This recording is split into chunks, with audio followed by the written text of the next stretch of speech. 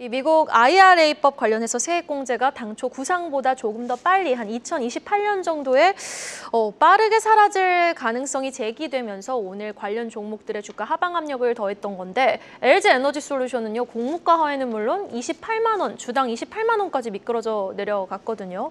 2차 전지 지금 주주분들 너무 걱정 많으실 것 같은데 관련주의 추가 하락까지 좀 우리는 염두에 둘 필요가 있을까요? 예, 사실 그 미국의 IRA 보조금 축소 문제가 계속해서 제기가 되었는데 사실 이제 업계에서는 그래도 당장 폐지하기는 어렵기 때문에 이게 3년에 걸쳐서 좀 점진적으로 진행이 될 거다라는 쪽에 이 업계에서의 이야기를 미국 정부가 좀 들어줄 줄 알았는데 이게 예상보다 좀 빨라질 것 같다고 생각하니까 아무래도 이제 추가적인 실적에 대한 걱정들이 좀 커지고 있는 것 같습니다. 근데 이제 오늘 시장만 보면 또 여기에다가 지금 CATL, 어떻게 보면 저희 국내 그 배터리 업체랑 직접적인 경쟁은 아니지만 그래도 전 세계에서 배터리 1위 업체라고 할 수 있는 CATL이 오늘 홍콩에 상장을 하면서 맞아요. 주가가 좀 급등을 했는데요. 아무래도 이제 글로벌 투자자들 입장에서 봤을 때는 이렇게 이 홍콩 시장이라는 큰 유동성이 큰 시장에 또 새로운 어떤 그 종목이 그것도 이제 강력한 대안이 존재한다고 하면은 아무래도 국내 기업들에 대한 비중을 좀 줄일 수밖에 없는 거 이런 것들이 좀 오늘 좀 같이 좀 결부됐지 않았나라고 좀 판단이 되어집니다. 그러니까 결국은 굉장히 좀 악재가 수급 측면에서나 뭐 미국의 어떤 정책 측면에서나 여전히 좀 어려운 그런 상황이긴 한데 전반적으로 봤을 때 그래도 이 그 CATL의 어떤 어떤 상장 이후에 어떤 포트폴리오 조정이 좀 마무리가 되면 아무래도 이제 이런 그 저희 2차 전지, 국내 2차 전지 업체들에 대한 어떤 급격한 하락의 압력은 다소 좀 진정될 가능성이 좀 크다라고 좀 보여지고요. 아무래도 이제 미국의 문제는 사실 요게 빨리 어떻게 돼 보면 좀 매듭이 되면 그 이후가 어떻게 보면 약간의 좀 반전의 기회가 좀 될 수도 있겠다 이렇게 좀 보고 있습니다. 네, 알겠습니다. 자, IRA 보조금 조기 폐지도 어떻게 보면은 이제 뭐 재정 적자를 좀 줄이기 위한 미국 입장에서는 페이포 정책의 일환인데 미국 신용등급 하락 소식이 전해지면서 감세 리스크가 굉장히 부각 중이잖아요. 지금 미 증시 일단은 많이 올라온 데 따라서 경계감을 계속해서 유지하는 게 좋을까요? 아니면 그래도 지금 계속 노력을 하고 있으니 어느 정도 또 추가적인 상승은 열어두는 게 좋을까요? 예, 사실 이제 미국 시장 같은 경우에 이제 뭐 그 무디스의 신용등급 강등도 그렇고 이번에 이제 재정 문제도 그렇고 결국 이제 정부의 문제거든요.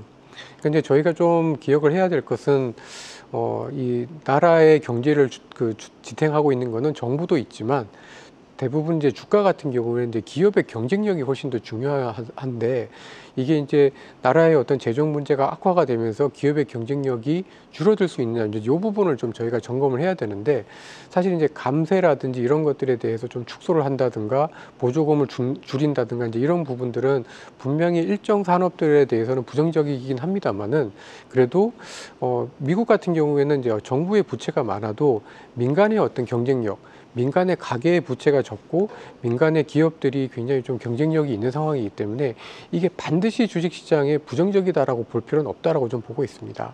그래서 어느 정도 좀 올라왔기 때문에 그리고 이제는 뭐 미국 같은 경우에도 2월 고점이 얼마 남지 않았기 때문에 약간 경계감은 있을 수는 있지만 전반적으로 7, 8월 미국의 상호관세 유예에 따른 어떤 그 마감이 임박하는 7, 8월까지는 그래도 미국 시장 입장에서는 조금 더 추가적인 상승을 시도하지 않을까라고 예상을 좀 하고 있습니다. 네, 알겠습니다. 자, 우리 시장 4월 이후로 반등은 주고 있지만 4거래일 연속 또 음봉을 그리면서 확실히 추가적인 상단은 제한되어 있는 모습을 보이고 있습니다. 답답한 우리 시장인데 과연 추가적인 상승이 나오려면 어떤 재료가 어떤 뉴스가 나와줘야 될지 향후 증시 전망은 좀 어떻게 보시는지 궁금합니다.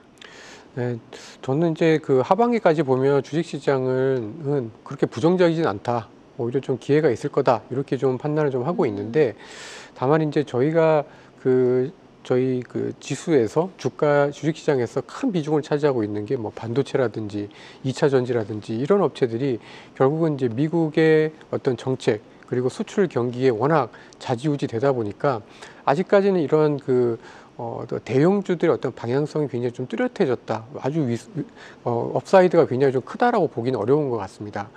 그래서 오히려 주식시장은 그래서 상단은 좀 제한되지만 그 안에서 오히려 이제 오늘 같은 경우에도 보면은 뭐 그 원전이라든지 화장품이라든지 이렇게 시장에서 차지하는 비중이 아주 크진 않지만 상대적으로 좀 괜찮은 업종으로는 또 굉장히 또 시세가 분출이 되는 그런 모습이기 때문에 아마도 이제 그런 모습들이 적어도 여름 전까지는 이런 흐름들이 좀 이어지지 않을까 이렇게 좀 생각을 좀 하고 있어서. 여름 전이라면 5월까지입니까? 6월까지입니까? 저는 이제 7월, 그러니까 6월 말 정도까지는 좀 보고 있는데요. 네. 아까도 잠깐 말씀드린 것처럼 7월 2일 날 이제 90일 상호 관세 협상 기간이 좀 마감이 되고 중국 같은 경우는 이제 8월이기 때문에 아마 그 시점 전후로는 또 한 번 조금 쉬어갈 수 있는 계기가 좀 되지 않을까라고 좀 보고 있고 그 전까지는 그래도 전반적으로 주식시장은 그래도 좀 완만하지만 아주 가파른 상승은 아니지만 우상향할 수 있다라고 좀 보고 있습니다. 네, 알겠습니다. 지금처럼 이제 뉴스플로우에 따라서 강하게 시세를 분출하는 원전, 화장품, 그리고 뭐 일부 정부 정책 테마 종목들이 조기 대선 전후로까지는 그래도 강한 시세를 6월 말까지는 좀 분출할 가능성이 크다. 그리고 추가적인 상단은 나올 수 있겠지만 그 상승 속도는 또 가파르진 않을 수 있다라고 정리를 해주셨습니다. 여기서 마무리 지어보도록 하겠습니다. 지금까지 유진투자증권 허재원 상무님과 함께 봤습니다. 오늘 말씀 고맙습니다. 계속해서 다양한 경제 이슈를 알고 싶다면 구독과 좋아요, 알림 설정 부탁드립니다. AI 캐스터 권미정이었습니다.